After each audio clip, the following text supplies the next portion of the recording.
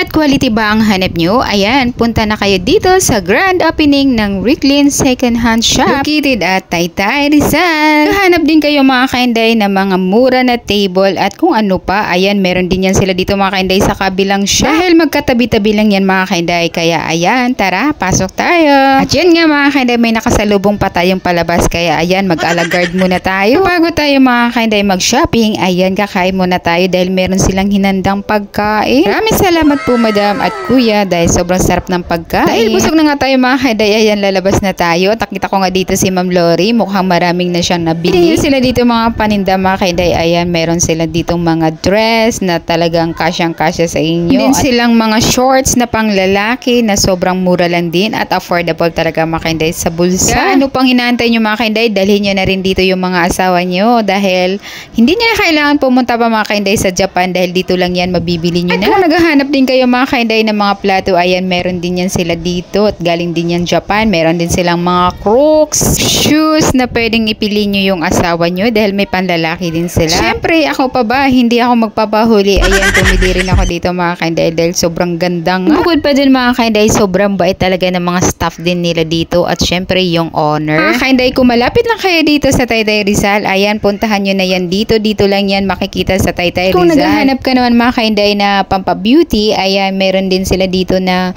pang whitening na sabon. Ayan, ito mga kainday, kumuha ko nito dahil sobrang ganda nga nito mga kainday sa mukha. At ito yung buong store. Ayan, marami silang paninda. At meron bukod doon mga kainday, meron din silang mga promo kasi nga, ayan, grand opening nila.